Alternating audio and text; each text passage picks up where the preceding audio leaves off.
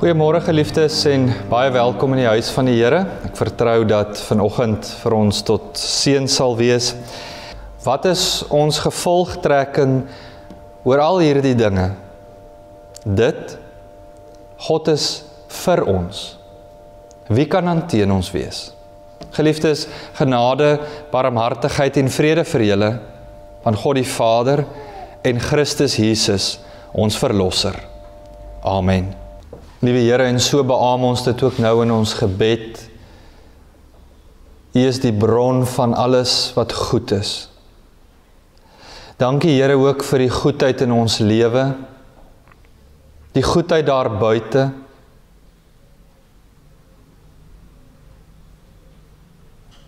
Here, en so besef ons die gans andersheid. Besef ons Here, as ons onsself meet teen wat U is ons mens en U God, volmaak goed. En ja, Here, doen ons goeie werke, maar besef ons, dit dra nie by tot ons saligheid nie.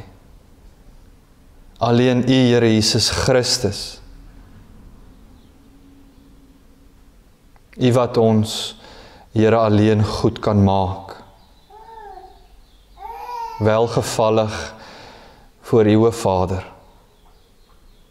U wat ons in genade aansien. Here, en so bid ons vanoggend ook nie, Here, dat U teenwoordig word nie, want ons besef U is reeds teenwoordig. U is reeds hier. Ons bid, Here, dat in ons hier wees ons teenwoordig sal word. Ons hart, ons gedagtes sal vestig op U woord, op die inspraak van die Gees. Ja, Here, en dankie dat U tot vandag toe spreek deur krom en skewe woorde van 'n mens. En ook so, Heer, waar ons kyk na U woord, U woord in mensetaal.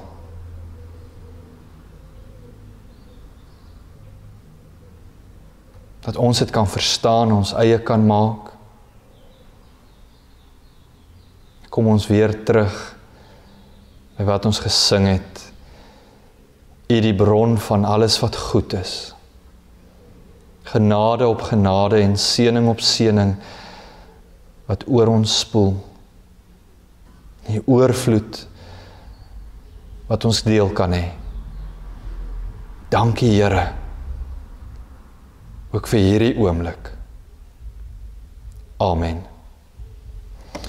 Geliefdes, ons skriflesing vanoggend kom uit twee gedeeltes, uit die Ou en Nuwe Testament, Genesis 3, verse 17 tot 19, en Romeine 8, verse 31 tot 39, bekende gedeelte. In my Bybel is die Ou-testamentiese lesing Genesis 3 op bladsy 14, en ons Nuwe Testamentiese lesing uit Romeine op bladsy 207, as jy saam met my wil lees, dit is die 83 vertaling. Genesis 3, verse 17 tot 19, nou ek aan u voor. Vir die mens het die Here God gesê, omdat jy na jou vrou geluister het en geëet het van die boom waarvan ek jou verbied het om te eet, is die aarde deur jou toedoen vervloek.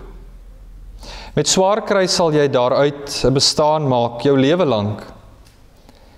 Die aarde sal vir jou dorings en dussels laat uitspruit, en jy sal veldplante eet. Net deur harde werk sal jy kan eet, totdat jy terugkeer na die aarde toe, want daaruit is jy geneem. Stof is jy, en jy sal weer stof word. En dan uit Romeine 8, verse 31 tot 39, Paulus is aan die woord en hy vra, wat is nou ons gevolgtrekking oor al hierdie dinge?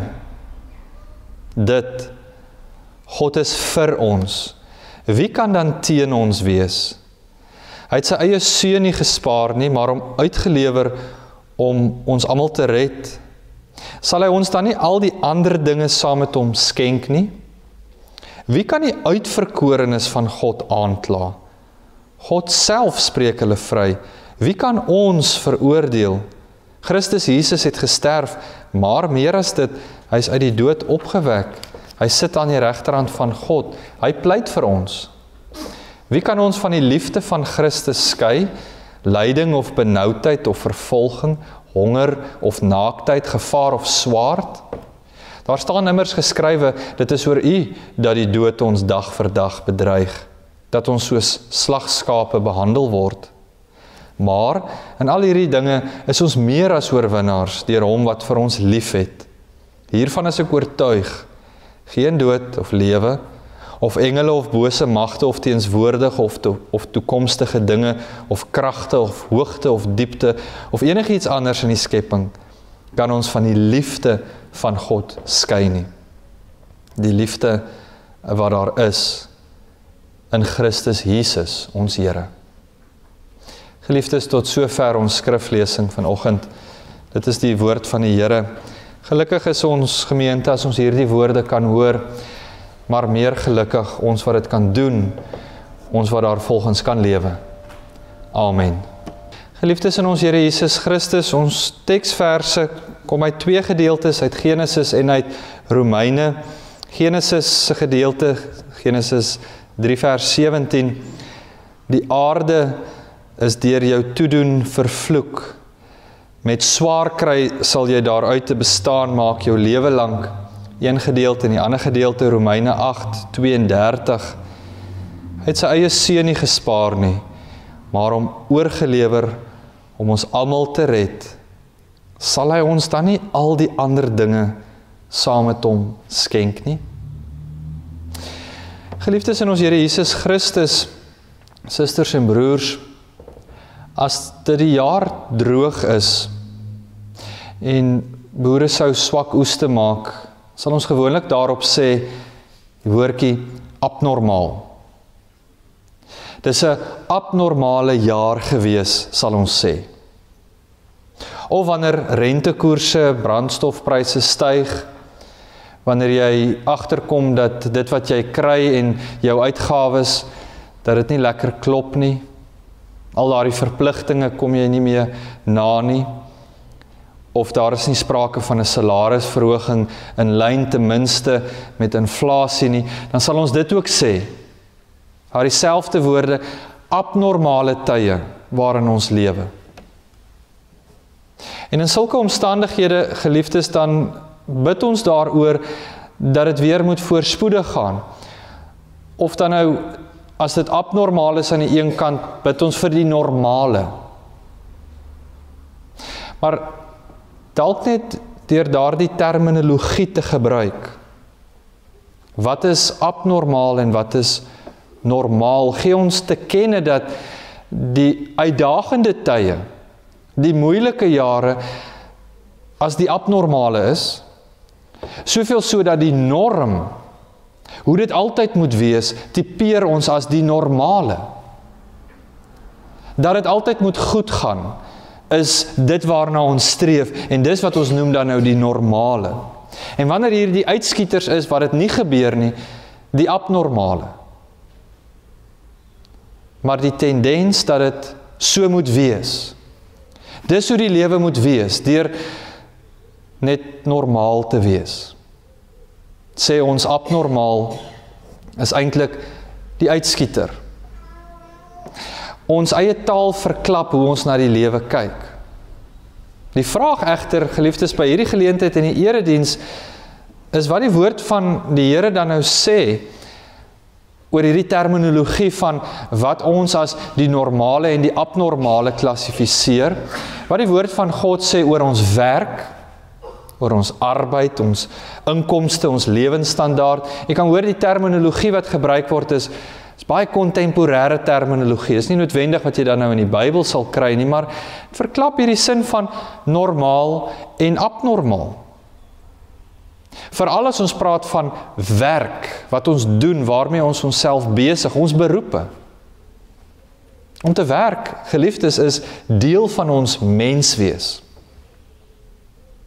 En as jy die Bybel fyn sal lees, veral ons Genesis gedeelte, waar die Here aan die mens 'n taak gegee het, 'n werk gegee het, dit was voor die sondeval. Met ander woorde, werk is nie 'n straf vanweë die sonde nie. Ons werk, ons het beroepe, ons hou onsself besig, nie omdat dit 'n sondige wêreld is nie. Werk is ten diepste voor die sondeval aan die mens gegee, om te heers oor die aarde, om te versorg, om te kyk na, om te bewoon, om te bewerk. En ja, ons arbeid, ons werk, ons beroepe, het grootliks daar ten doel vir vooruitgang. Want dit skep nuwe ideale, dit skep kreatiwiteit, dit is vooruitgang. Maar dan nie net dit nie, dit gee ook hierdie sin van bevrediging. Dit wat ek doen, is 'n klein legkaartstuk in die groter skema van hierdie vooruitgang dan nou. In die ou dae sou ons gesê het, arbeid adel. Baie leuses is ook die einste. Ja, dis ons verantwoordelikheid, maar dis ook 'n groot vreugde om te kan werk. Maar wat wel waar is, en dit lees ons in Genesis alreeds, is dat die sonde elke lewenssfeer van ons lewe, dan nou ook die werk van ons elke dag tot dag bestaan, ingrypend ook dan nou aangetas het. Gedeelte in Genesis 3 beskryf juist dit, die implikasie van die sonde. In ons leefwêreld praat ons dan nou van hierdie implikasie. In die leefwêreld van die ou nabye Ooste in Genesis sien ons dat die beeld wat gebruik word is die leefwêreld van 'n landbouer. Daarom dat die outeur ook beelde vanuit die natuur gebruik om juis hierdie groter werklikheid van te vertel, die implikasie van ons werk op aarde. As dit was vir 'n vissersmansgemeenskap, dan sou die beelde oor vissery gehandel het, of 'n hoogs geïndustrialiseerde gemeenskap, sou dit die beelde wees. Trouwens, dit is beelde wat ons ook goed verstaan. Outeur gebruik hierdie beelde dat die mens dit verstaan. En hierdie beelde om die sondeval beter te verstaan. Die sondeval wat werk, ons arbeid, ingrypend verander het. Selfs nagevolge in die skepping te bespeur. Die skadu van die sonde, geliefdes, val oor ons hele lewe. Dit val ook oor ons beroepe, oor ons werk. Nou geliefdes, in daardie tyd was die rolverdeling, en jy sien dit baie duidelik in die Genesis teks ook, tussen man en vrou, dat 'n vrou se rol in die ou nabye Ooste prinsipieel was om moeder te wees en om na die kinders te versorg. Dit was haar werk gewees, as ons daardie terme dan gebruik. En vir die mens, sy werk, Adam, sy werk sou wees om te boer. Hy moes die grond bewerk. En daar moet iets uit voortspruit. Daar moes vrug gelewer word. Dis sy werk.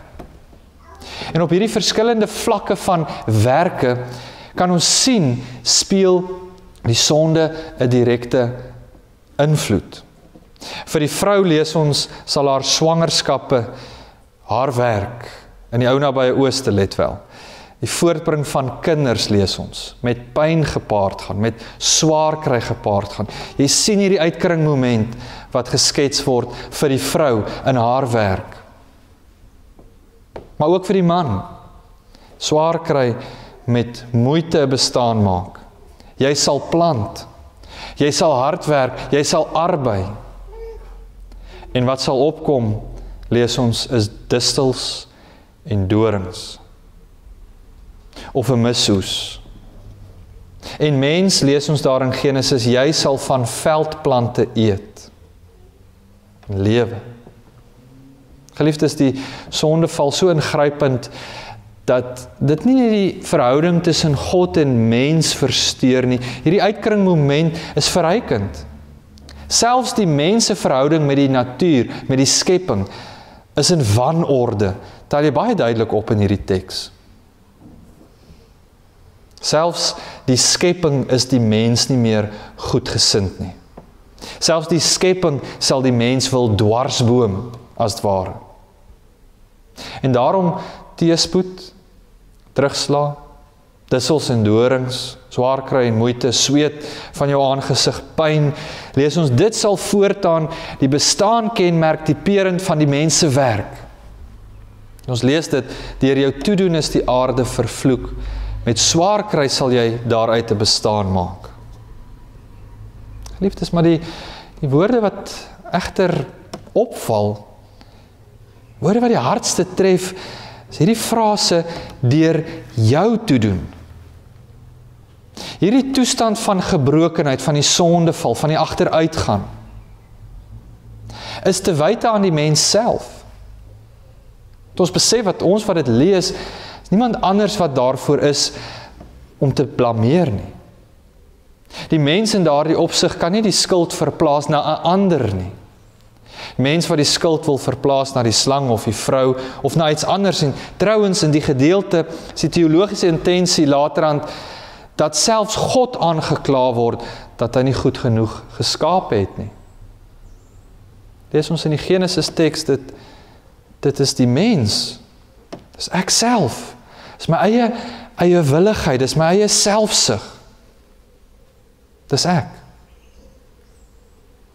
Geliefdes, ons kla as dit sleg gaan, ons sê dit is abnormaal. Ons soek allerlei verklarings vir hierdie abnormale wat gebeur. Maar dan, as ons die woord vanuit hierdie hoekpunt lees, dan is die terminologie juis andersom.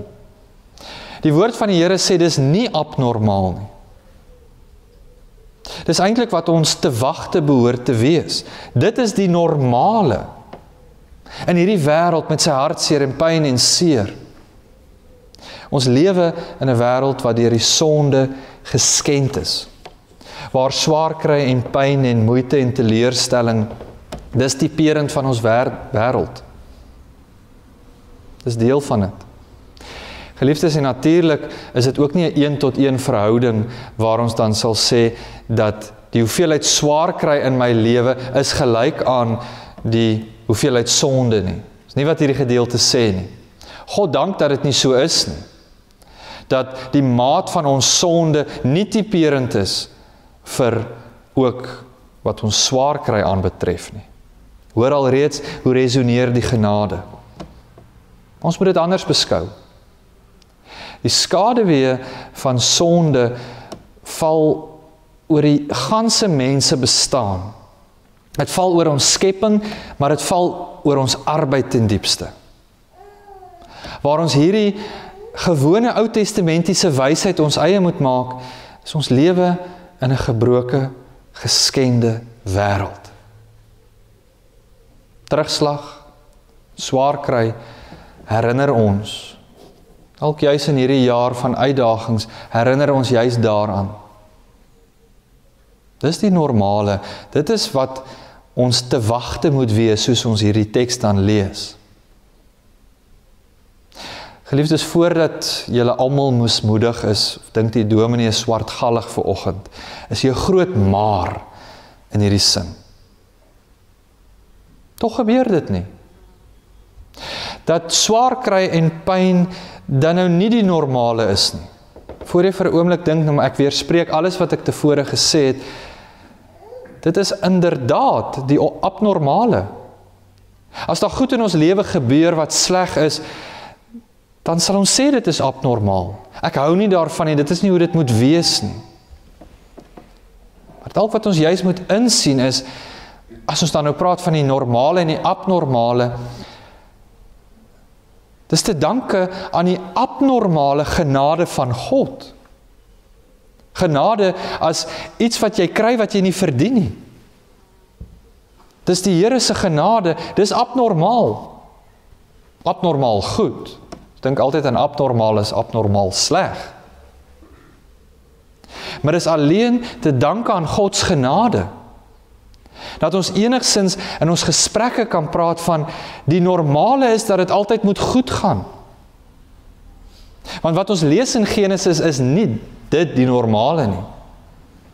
Daar is die normale dorings en dussels, sweet van jou aangesig, en dan is jy nie eers gevrywaar en verseker van die goeie wat daaruit voort sal spruit nie.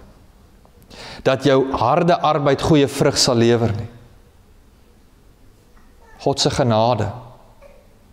Geliefdes, teen alle voorspoed, teen alle verwagting, liewers, lewe ons 'n lewe van voorspoed, van vooruitgang, van vreugde. Besef ons, dit is die Here se genade, abnormale genade. En is hier waar die Romeine teks tekenend is. Romeine 8 teks is eintlik 'n oorwinningslied, majeur toonaard, soos dit gesing sou word. Dis waarvan Paulus hier getuig wat in die gemeentes gesing was daardie tyd. Is God steeds vir ons. Waar die lewe teen ons is. Waar die skepping selfs teen ons sou wees. Ons lees dit in Genesis, hoor ons hierdie abnormale, die goeie abnormale. God is vir jou. Hy het sy eie seun nie gespaar nie, maar hom oorgegee om ons te red. Vir ons gesterf. Christus, geliefdes, is ook nie 'n slagoffer van hierdie wêreld met sy seer, sy pyn, sy dood nie.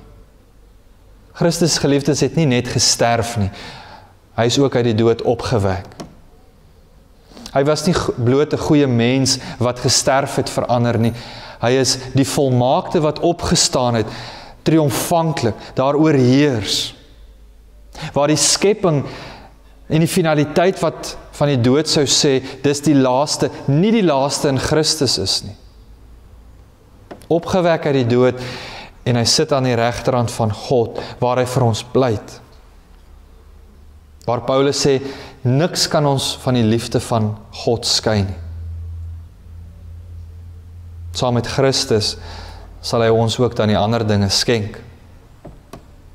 Geliefdes, daarom ten diepste, het die kruis van ons Here Jesus Christus nie net te maak met die kerk nie, maar het ook grootliks te maak met ons werk, met ons arbeid. Moet ons die kruis sien hoe dit afgeets word in hierdie Genesis gedeelte. Hierdie donker prentjie wat geskets sal word. En hoe mens daaroor praat, sal mens dink, maar dit is pessimisties en is swartgallig, en hoe dink mens so oor die lewe? Juis die kruis belig dit. Dis die kruis wat vir ons die waarborg is in ons doen en late, in ons werksaamheid.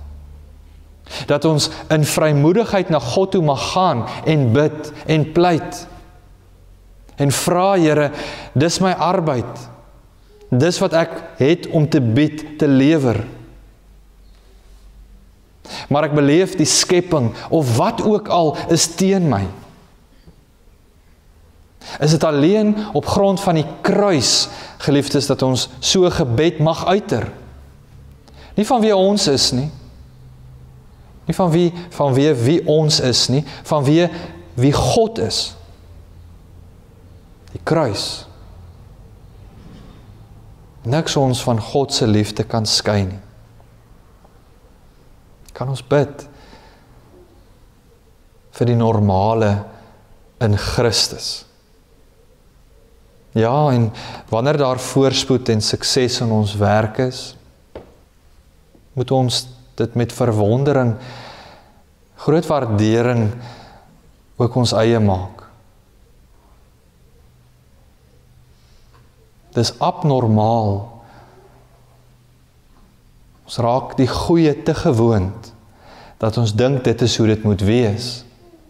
En later wil ons aanspraak maak daarop. Geliefdes, dis abnormale seën van die Here, dat ons hier kan wees. Dit is abnormaal. Dit hoort eintlik nie so nie. Dit is net te danke aan God se liefde in Christus. Dis genade. En hierin, geliefdes, is daar 'n kreatiewe spanning die hele tyd. Dis swaar kry en sukses, tussen gebrokenheid en heelheid. En hierdie kreatiewe spanning leef ons, werk ons. Lewe ons geloof met oorgawe uit. Met die vaste wete dat die nuwe hemel en die nuwe aarde eendag volledig sal aanbreek.